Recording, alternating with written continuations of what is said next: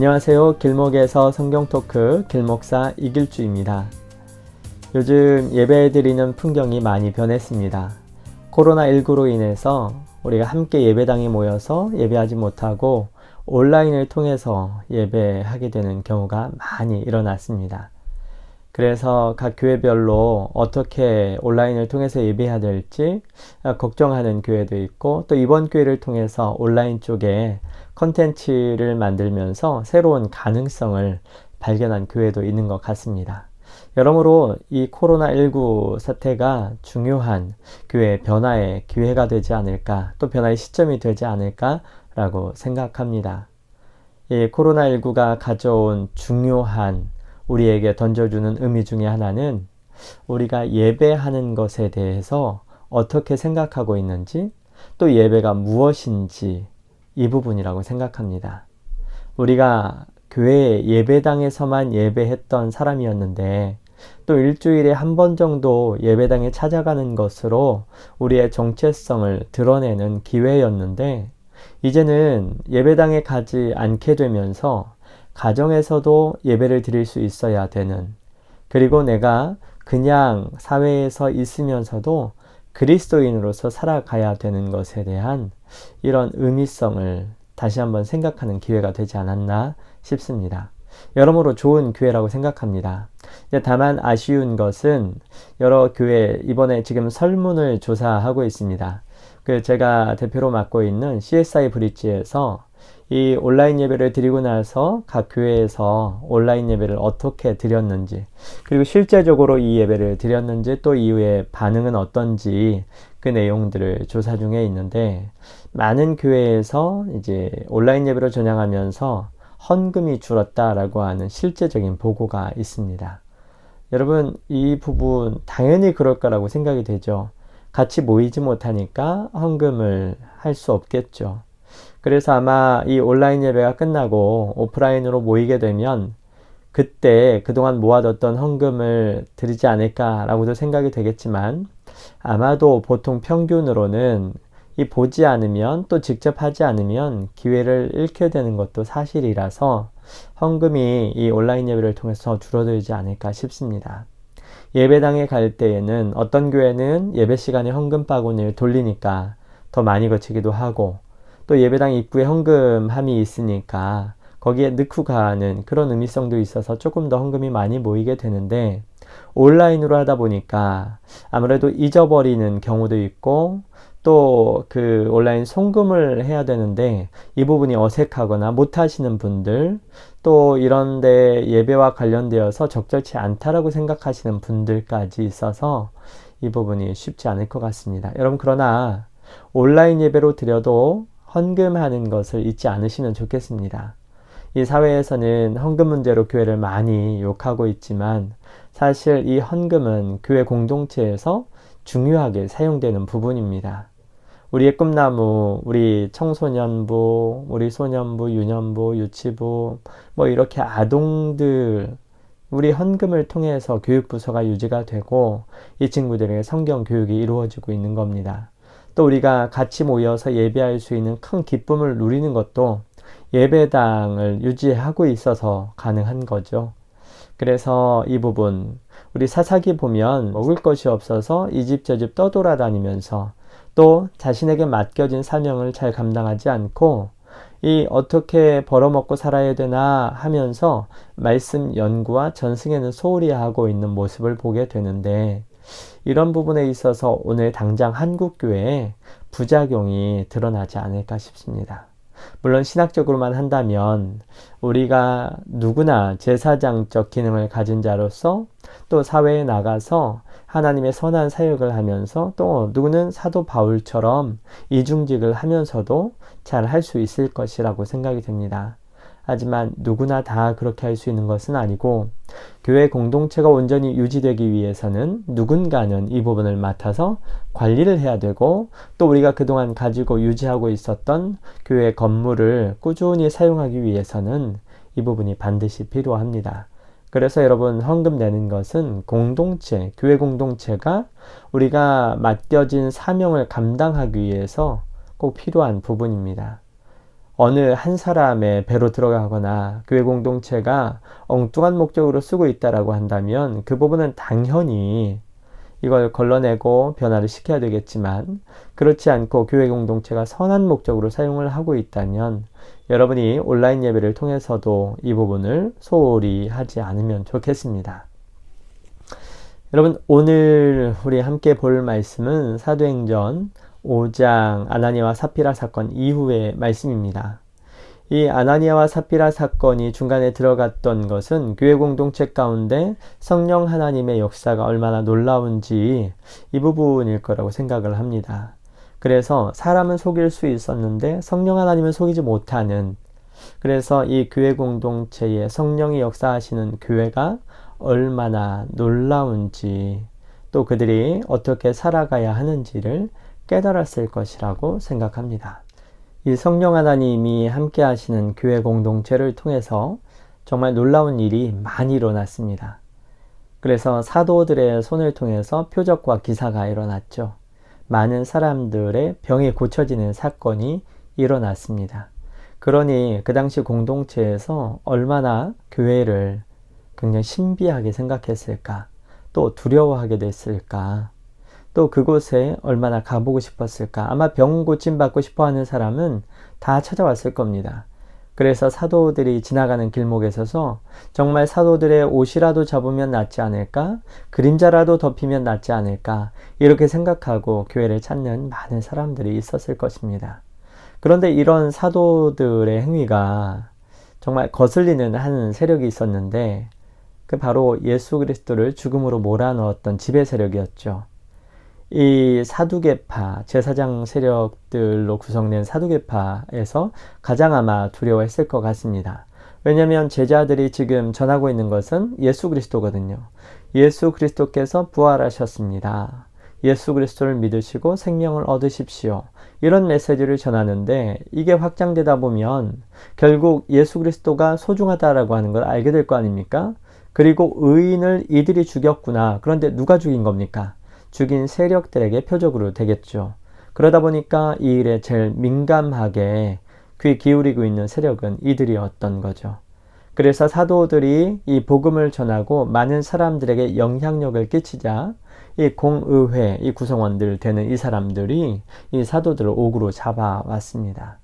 옥으로 잡아서 정말 말을 못하게 하는 거죠. 너희들 다시는 이렇게 말하지 마. 이미 베드로와 요한을 그렇게 잡아서 말하지 말라고 엄히 이렇게 이야기한 적도 있죠. 그런데 사도들이 계속 전하니까 그렇게 하지 말라고 가두었다, 이렇게 나와 있습니다. 사도들이 옥에 갇혔습니다. 그러자 놀라운 일이 일어났는데 천사가 나타나서 옥문을 열어준 것이죠. 그리고 옥문을 열어주고 나서 무엇이라고 말씀하는 줄 아세요? 생명의 말씀을 백성들에게 전해라, 이렇게 말하고 놓아줍니다. 여러분, 이거 만약에 이런 생각해 보지 않으셨어요? 사도들이 예수 그리스도의 복음을 전하느라고 수고했지 않습니까? 그러면 천사가 나타나서 구해주면서 야, 정말 수고했다, 정말 고맙다, 그래서 이제 정말 고생 그만하고 풀어줄 테니까 여기 가라, 여기까지만 해도 문제가 없거든요. 그런데 천사가 문을 열어주면서 한마디를 했다는 거예요. 어떤 말입니까? 이 생명의 말씀을 성중의 사람들에게 전해라. 여러분, 이걸 보면서 뭐가 중심이 되고 있는지 여러분 깨달을 수 있습니까? 맞습니다.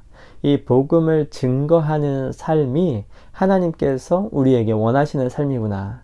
우리가 지금 여기에서 사도들이 옥에서 나올 수 있었던 이유는 수고했으니까 이제 그만 편하게 먹고 살기 위해서가 아니에요. 사도들이 갇힌 이유가 뭡니까? 예수 그리스도의 복음 전하는 것 때문에 갇힌 거죠. 그런데 그 갇혀 있어서 하지 못하는 것을 문을 열어서 이제 다시금 또 할 수 있게 만들어 주신 거죠. 이걸 억지로 종으로서 하는 것이 아니라 기쁨 가운데 목격자, 증인이 되었기 때문에 정말 그걸 말하지 않을 수가 없는 거죠. 사도들이 그래서 옥에 갇혔던 것을 천사가 문을 열고 놓아주면서 생명의 말씀을 전하라. 여러분, 근데 이 문구가, 여러분, 생명의 말씀, 여러분 누구 말을 들어서 생명을 얻는 경우가 있습니까? 우리가 책을 읽어도 지적 호기심을 해결하거나 뭔 정보를 입수하거나 뭐 등등의 내용이지 기쁨, 슬픔 여러 가지 느낄 수 있습니다만 그런 말씀을 전해 듣는다라고 해서 우리에게 생명이 생기는 것은 아닙니다. 그런데 천사가 지금 이 말씀을 생명의 말씀이라고 했습니다. 왜 그렇습니까? 예수 그리스도는 모든 사람들에게 생명을 주시는 분이신데 이 놀라운 소식을 백성들에게 알려야 된다는 거죠. 백성들이 알고 듣고 믿고 그렇게 살면 그들에게 생명이 주어지기 때문입니다. 그래서 천사는 생명의 말씀 이렇게 말했습니다. 여러분, 사람들에게 생명을 주는 말씀이 있다. 이것은 예수 그리스도, 예수가 하나님이시다. 그리고 예수 그리스도께서 우리 모든 사람들의 죄를 대신 지시고 십자가에서 죽으셨고 그분을 믿는 모든 사람들을 생명으로 인도하신다. 이 사실을 이 사람들이 알아야 된다라고 하는 거죠.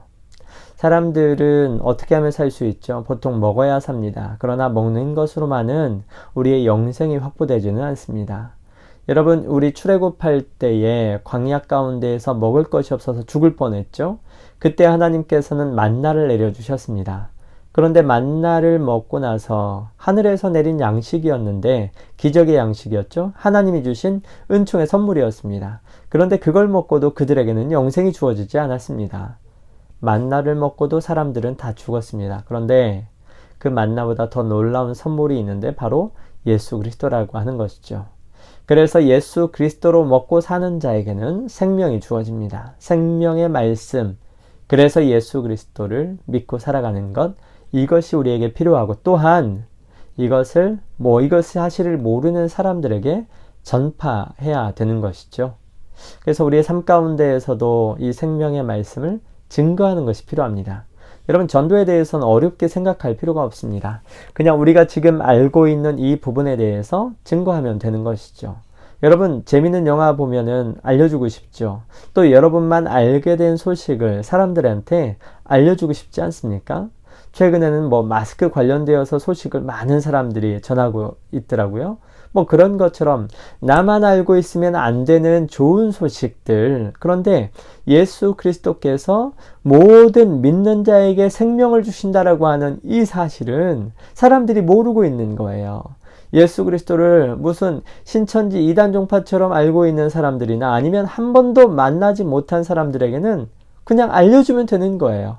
그 믿고 안 믿고는 어떻게 할지 그 사람에게 닥쳐 있는 거죠.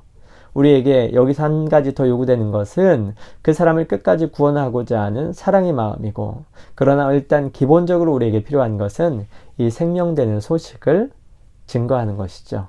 사도들은 이 일을 기뻐했고 옥에 갇혀서 이 옥문을 열어주고 나와서도 다시 이 일을 힘썼습니다. 사도들이 이렇게 복음을 전하자 이 사람들이 깜짝 놀라는 거예요. 분명히 옥에 있어야 될 사람들인데 어떻게 이런 걸 전하고 있지? 말도 안 돼 하고서 옥을 찾아가 봤는데 옥에 사람들이 없는 겁니다. 이런 놀랄 일이 있습니까? 지키던 사람도 있는데 어떻게 이런 일이 일어났을까? 어쨌든 간에 급하니까 이 사람들 다시 잡아오겠습니다. 그래서 다시 잡아왔는데 이 사람들 이렇게 하지 말아야 되잖아요. 안 그러면 자기들 위치가 더 위태로워지니까. 그래서 또 엄히 꾸중하고 이러지 말라고 하는데 이들이 여기 잡혀가서도 뭘 얘기하냐면 예수 그리스도를 증거합니다. 예수 그리스도 하나님이시다. 부활의 주님, 생명은 회개하고 구원받아야 된다. 이 얘기를 계속 전하는 것이죠. 이들이 변화가 없자 사두개인들은 이 사도들을 죽이려고 합니다. 왜냐하면 자기들이 감당하지 못하는 것은 제거해야 되는 것이 마땅하지 않습니까? 그러자 이 사두개인들이 시기가 나서 사도들을 제거하고 이 문제를 빨리 수습해야겠다. 이렇게 하려고 할 때에 그 모인 사람 중에 유명한 율법교사 한 명이 일어나서 말을 합니다. 여러분 아마 많이 아실 텐데 가말리엘이라고 하는 사람입니다. 여러분 가말리엘이 어떤 사람인지 아시죠? 그 사도행전 22장 3절 말씀에 사도 바울의 스승이 가말리엘이라고 나와 있습니다. 그래서 사도 바울이 가말리엘 문화에서 엄격한 율법 교육을 받았다. 이렇게 말씀을 하고 있습니다. 가말리엘이 일어나서 하는 말이 지금 이 사도들을 죽여서는 안 된다는 겁니다. 만약에 혹시라도 하나님께서 이들 가운데 함께 하셔서 이런 일이 일어났으면 어떻게 할 거냐? 그러면 우리가 하나님을 거역하게 되는 것이다. 그러니까 가만히 기다려보자. 만약에 이들에게 하나님이 함께 하시지 않으면 이들은 곧 멸망할 거다. 왜냐하면 이들이 믿고 있었던 예수라고 하는 그 사람이 이미 죽었지 않느냐. 어느 공동체든 그룹이든 지도자가 무너지면 그 조직은 와해되는 거다. 뭔가를 아시는 분이죠. 그러니까 가만히 기다려서 지도자가 없어졌으니까 이제 이들도 만약에 하나님의 손이 함께 하시지 않으면 저절로 멸망할 거다. 기다려보자. 이렇게 조심스러운 안을 말하고 있습니다. 이 율법교사가 왜 백성들에게 신망이 두터운지, 또 사도 바울이 왜 가말리엘 문화생인 것을 자랑스럽게 이야기했는지 알 수 있는 대목입니다. 이 가말리엘조차도 지금 사도들을 통해서 일어난 일에 대해서 조금 조심스럽게 생각했던 거죠. 여러분, 사도들에게 일어난 일들이 얼마나 놀라웠는지 이 율법교사도 혹시 여기 가운데 하나님의 뜻이 있지 않을까? 라고 생각했다는 겁니다. 분명히 생각하기로는 이단과 같은 괴수와 같은 정말 이래서는 안 되는 건데 라고 생각했지만 이들을 통해서 나타나는 일들이 너무도 놀라워서 하나님이 함께 하시는 거 아니야? 이렇게 생각을 했다라고 하는 것이죠. 그것을 통해서 보면 실제 이 당시에 이 사도들을 통해서 일어난 일은 너무도 리얼하게 놀라운 일이었다라고 하는 사실을 우리가 알 수 있습니다. 그래서 사도들은 죽임을 당하지 않고 채찍질 당하고 노연합니다. 여러분, 채찍질 당하는 것도 정말 엄청난 일인데 사도들은 죽음은 면하고 매 맞고 나왔다. 뭐 이렇게 되어 있습니다. 간단하게 읽어나간 한 줄 안에 포함되어 있는 말이지만 오늘날 우리의 신앙생활을 생각하면 사도들이 이 당시에 경험했던 일은 정말 놀라운 일이 아닐까 싶습니다. 이들이 풀려나서 어떤 일들을 했는가? 성경에서는요, 이들이 이 풀려난 뒤에 날마다 집에서든지 성전에서든지 예수는 그리스도라고 하는 이 사실을 가르치고 전도했다, 이렇게 나와 있습니다. 여러분, 이들의 삶에 나타난 행동 무엇이라고 나와 있습니까? 첫 번째, 날마다요. 날마다 그들의 삶에서 가장 중요한 일이 뭐였다는 겁니까? 예수는 그리스도라고 하는 사실, 이 예수는 하나님께서 구원자로 보내신 분, 이 사실을 증거하는 일을 자기의 사명으로 알았다는 거죠. 그들이 어디 가서 누구를 만나든 어느 위치에 있든 무엇을 하든 날마다 그 사실을 전하는 일을 사명으로 생각했다. 또요, 장소를 생각해 볼까요? 성전에서든 집에서든 장소에 상관없이 이 일을 했다라고 하는 것이죠. 여러분, 우리가 생각하기에 뭔가 신앙적인 일은 주로 성전에서만 일어나죠. 우리가 교회 예배당 밖을 떠나서 이루어지는 일이 사실 현대 그리스도인들 가운데 거의 없습니다. 거의 교회 안에서만 다 끝납니다. 일주일에 하루 교회 안에서 모든 것이 끝나고 내 삶에 통틀어 봐도 교회 예배당 안에서 일어나는 일이 거의 대부분으로 끝납니다. 그런데 사도들은 성전에 있든지 집에 있든지 또 어디에 있든지 간에 이 사실을 전했다라고 하는 것이죠. 여러분, 이 사실이 우리에게 무엇을 이야기하고 있습니까? 더구나 요즘 코로나19로 인해서 이 예배당과 관련된 논쟁, 또 예배와 관련된 핵심적인 신학적 질문, 이것들이 토론이 되고 있는데, 여러분, 이 사도들의 삶을 보면요, 장소는 그렇게 중요하지 않았던 것 같아요. 성전에 있든지 집에 있든지 사실 별로 중요하지 않았습니다. 여러분, 오늘 우리에게도 이 메시지가 좀 가슴 깊게 들어와 있으면 좋겠습니다. 어디에 있든지 이들은 이 사명을 감당할 수 있었다라고 하는 사실. 그래서 우리가 핵심적으로 중요하게 교회가 가져야 될 태도도 예배당 안에 성전에 무슨 일이 일어난 것이 아니라 내 삶 자체에서 그리스도인 된 내 정체성에서 변화가 없도록 하는 것에 더 신경을 쓰며 살아가야 한다라고 하는 것이죠. 그리고 이들이 무엇을 했습니까? 주 예수 그리스도다, 이것을 가르쳤다라고 그랬죠. 전했다라고 그랬죠. 이 전도, 도를 전하는 것, 사람들에게 알려주고 나가서 모르는 사람들에게 전파하고 또 가르쳤다. 계속해서 가르쳐야 되는 것이죠. 예수 그리스도가 누구신지 더 알려줘야 됩니다. 그냥 교회로 들어온 사람들 예수 믿으면 복받아 이렇게 하는 것으로 끝나는 것이 아니라 그들에게 예수 그리스도를 믿는 사람으로서 어떻게 살아가야 되는지도 계속해서 가르쳐야 하는 것이죠. 그래서 교회가 가진 5가지 표주 중에, 기능 중에 한 가지가 바로 교육입니다. 사람들에게 예수 그리스도를 계속해서 가르치는 것. 이것은 구약 성경에도 강조되어 있는 것이죠. 이 부모가 자녀들에게 신앙을 계승해야 된다. 반복해서 말해야 된다. 오죽하면 이 반복하는 것을 잊지 않도록 정말 달려가면서도 읽을 수 있게 하고 자면서도 앉으면서 일어나서도 어디에서든 집안의 기둥 문설주와 인방에 발라서 붙여서 보이게 할 정도로 또 옷에 달고 다니면서도 또 옷에 이 표적을 붙이면서까지도 그걸 보아서라도 여호와의 율법을 기억하고 준행할 수 있도록 하기 위해서 얼마나 말씀을 많이 하셨는지 모릅니다. 그러므로 사람들에게 교육하는 것, 이것이 오늘날 교회에서 중요하게 돼야 되는 거죠. 그런데 많은 부분 우리는 교회 성장을 꿈꾸면서 사람들을 교회로 데려오기만 했어요. 그리고 나서는 그 이후의 과정을 별로 신경 쓰지 못한 측면이 있습니다. 그러니까 사람들이 아직도 예수 그리스도에 대해서 제대로 알지 못합니다. 한 가지는 알죠. 예수 믿으면 복받아. 예수 믿으면 이 모든 상황이 해결돼. 부자가 될 거야. 이런 메시지는 알고 있는데 예수 그리스도께서 얼마나 공의를 위해서 또 이 사회 시스템을 위해서 또 가난한 자의 문제에 대해서 신경 쓰셨는지 이 부분에 대해서는 전혀 알지 못하는 것이죠. 그러니까 이런 메시지를 하면 사람들이 많은 경우 빨갱이라고 하고 오해하고 또 잘못된 방향으로 나아가는 것을 우리가 보게 됩니다. 그래서 사도들이 복음을 전할 뿐 아니라 가르쳤다라고 하는 이 사실에는 중요한 의미가 숨겨져 있습니다. 사도 바울도 나중에 보면 두란노 서원에서 약 3년의 기간 동안에 걸쳐서 사람들을 가르쳤죠. 제자를 삼았죠. 이 제자 삼아서 보낼 정도 되기까지는 가르치는 과정이 너무나 중요한 것이죠.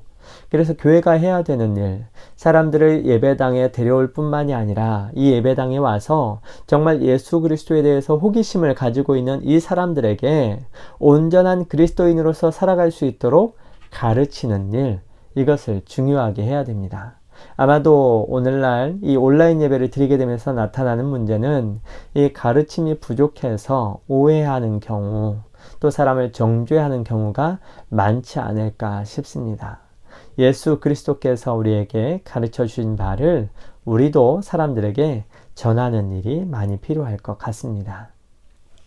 오늘 5장의 말씀을 통해서는 사도들이 이 복음 증거하는 일을 사명으로 알고 어디서든 이 일을 행하는 것을 기쁨으로 생각했다라고 하는 사실, 또 우리가 정말 어디에서든 언제든 예수 그리스도 증거하는 삶을 살 수 있어야 된다. 더 나아가서 그리스도인의 정체성을 드러내야 된다. 또 어디에서든 예배할 수 있는 사람이 되어야 한다. 이것이 우리에게 좀 중요하게 전해지는 말씀이 아닐까 싶습니다. 여러분, 이번 한 주 동안에도 평안하시고 또 어디서든 언제든 하나님과 즐거이 소통할 수 있으면 좋겠습니다. 하나님은 어디에나 계십니다. 성전 안에만 계시던 하나님으로 오해했던 그 부분에 대해서 선지자들이 얼마나 많이 꾸짖었습니까? 우리 하나님은 우리 마음 가운데 함께 계시고 무소부재하신 분이셔서 언제나 어디서나 만날 수 있는 분입니다. 그러므로 우리가 교회 공동체가 함께 모이는 것에서 더 깊은 의미성을 찾아야지 단순히 한 가지의 의미성만 가지고 모이는 것으로는 이제 더 이상 우리 그리스도인 된 정체성을 찾을 수가 없을 것입니다. 그래서 이번 한 주 동안에도 이러한 의미를 더 깊이 찾는 우리 모두가 되면 좋겠습니다. 여러분, 다음에 또 뵙겠습니다. 감사합니다.